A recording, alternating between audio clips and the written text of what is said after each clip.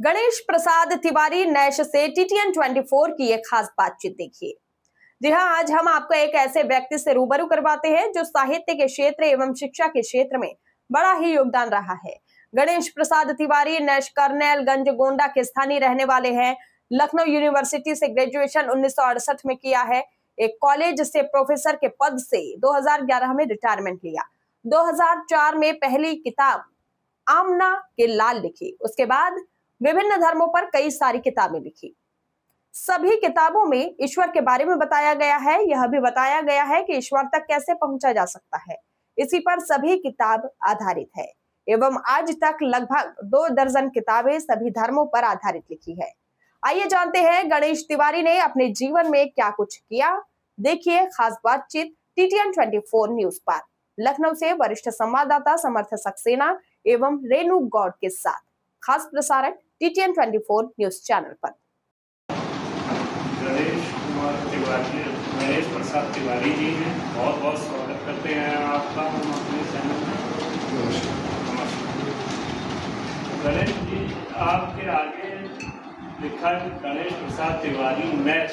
Nash क्या मतलब आपका सब नेम है क्या? ये बात तो आपने सही कही। नैश सार्थक शब्द नहीं है, लेकिन जब शुरुआत किया मैंने लिखने के लिए, यह विद्यार्थी जीवन से ही। तो गणेश के बाद फिर कहते बिगड़ते नैश आ गया दिमाग में और नैश लिख दिया। जब मैं लिखने पढ़ने लगा तो तमाम साहित्यकारों ने पूछना शुरू किया, भाई नैश का अर्थ क्या होता है, क्या अर्थ होता है? तो मैंने बताया कि निशाकर भगवान शंकर जी के नाम पर नैश रखा गया है, क्योंकि मैं उनका पुत्र हूँ गणेश। ये कहा तो, लेकिन लगता है कि इसको जबरदस्ती कहा है। इसका लाभ मुझे मिलता है कि जब गूगल पे हम नैश मीट लिख देते हैं, नैश रामायण लिख देते हैं, तो पहला नाम हमारा वो दे देता है, वो आपको यूट्यूब पर भेज देगा। साथी के नैश नाम से और है नहीं नाम, तो भेज देता है, लाभ मिलता है। सभी पुस्तकों में ये लिखा है। उर्दू की किताबों में नैश लिखते हैं क्योंकि वो सार्थक शब्द है। ये आप तो अब तो गोंडा के रहने वाले हैं, कर्नैलगंज से काम करते हैं। आपने लखनऊ यूनिवर्सिटी से ही अपनी शिक्षा ग्रहण करी। आपने क्या किया लखनऊ यूनिवर्सिटी से, कब पास आउट किया? हाँ, सब बात यह है कि और विश्वविद्यालय तो हुआ ही नहीं करते थे जी। उधर गोरखपुर विश्वविद्यालय था, इधर लखनऊ विश्वविद्यालय था। वहाँ से 85 किलोमीटर ये है कर्नैलगंज से, और वो 150 किलोमीटर। आपके ज़माने में तो बहुत छोटा जिला था मतलब। अरे लखनऊ भी बहुत छोटा था, लखनऊ बहुत छोटा था। आप निशानगंज के उधर कुछ भी नहीं था, खाली वहाँ चिन्हाट में एक आध दुकान थी, वो कुछ भी नहीं। तो ये आपको ईश्वर के बारे में लिखना पढ़ना कैसे, मतलब कहाँ से रुचि बढ़ी? क्या कोई घटना हुई क्या, मतलब कहाँ से आपका मतलब इसमें रुझान आया? लगाव तो बचपन से था, मुझे कुछ ईश्वरीय ऊर्जा पीछे इतना दबावदार नहीं थी कि मैं उसके बारे में जानूँ। उन्हें कैसे जाने? या तो घर छोड़ के चले जाएं जंगल में, हिमालय पर चले जाएं, क्या करें ये हम नहीं समझ पा रहे थे उस समय। लेकिन बाद में जब रिटायरमेंट के लगभग 2004 ईस्वी में एक दिमाग में आया कि भाई कुछ लिखना। पहले कोर्स की किताबें। मतलब आप अध्यापक थे? जी, मैं इंटर कॉलेज में 42 साल अध्यापन करता हूँ, कन्हैयालाल कॉलेज करना। अच्छा। तो वहीं से फिर दिमाग में आया कि ऐसी कोई किताब लिखे तो उसको कोर्स नहीं करते। और फिर मुझे लगा कि ईश्वर के बारे में लिखूँ, कोर्स नहीं करतेगा। ये आप जरूर पूछ सकते हैं कि भाई इतने धर्मों पर किताबें कैसे लिखी आप? अगर आपका ये प्रश्न है तो मेरा जवाब नहीं, मैं अभी पूछ रहा हूँ, मैं थोड़ा सा अच्छा एक ही एक क्वेश्चन पे चल रहा हूँ। ठीक है, कोई बात नहीं, ठीक है। तो ईश्वर की किताबों पर ईश्वर में रुचि कहाँ से आई? मतलब क्या आपके साथ ऐसा घटना घटित हुई जीवन में कि आपने केवल ईश्वर के बारे में ही किताबें लिखना शुरू? असल में बचपन में ही एक घटना घटी थी। एक बच्चे की चोरी कर ली थी मैंने कलम की, तो किसी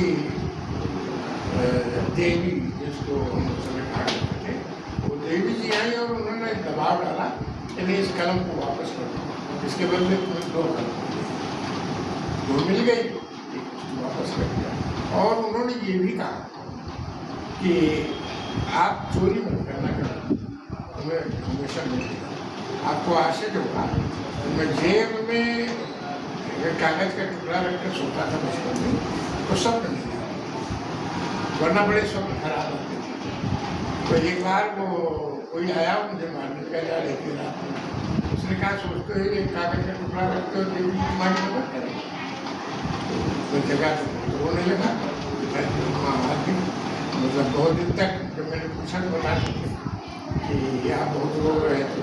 तब मैं गया बाहर, उसको फेंकेंगे कि उसने कहा था कि अगर आप उसको फेंकोगे नहीं तो मारेंगे बहुत। मैं लौट के आया, फिर कब चला गया, कब मैं सो गया मुझे मालूम नहीं। और जब सोया तो फिर देवी जी वो आई और उन्होंने कहा कि भाई मैं थोड़ी देर के लिए हट गई थी, आपने समझ लिया कि नहीं अब हम साथ नहीं रहेंगे, चलो हम आज से हमेशा साथ रहेंगे। देवी जी का साया रहता है और मैं उन्हीं के बारे में पुस्तकें लिखता हूँ, सबके बारे में, और तभी से अब तक कोई कितनी पुस्तकें लिखी? अब मेरी समझ से 2 दर्जन तो नहीं, लेकिन थोड़ा ही 2 दर्जन से कम होगा। 20 किताबें, 21 किताबें, छोटी बड़ी। आपकी किताबों में जानकारी मिली है कि ईश्वर के संपर्क में कैसे आया जा सकता? हाँ, किताब हमारी बहुत चल रही है, जो बहुत पहले लिखी गई है, ब्रह्मज्ञान, ईश्वर क्या है उसका कैसे पहुँच सकते हैं। तो इतना के बाद भी कि सब ईश्वर मुझे दर्शन दिया, मिले और ये सब, मैं ये नहीं मानता हूँ कि वो भौतिक रूप से मुलाकात होती है, बुद्ध के रूप में उससे मुलाकात होती है, ऐसा नहीं है, बल्कि ये संगठित ऊर्जा है। तो हमें एहसास होती थी और आज भी वो ऊर्जा हमारे साथ रहती है, तो हम इबादत करते हैं।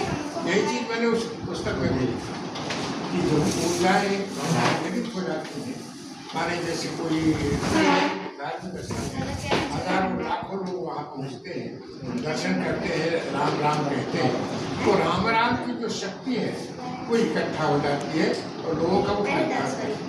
यही मुझे हमारे साथ गणेश प्रसाद तिवारी जी, जिन्होंने हम लोग को ईश्वर के बारे में बताया।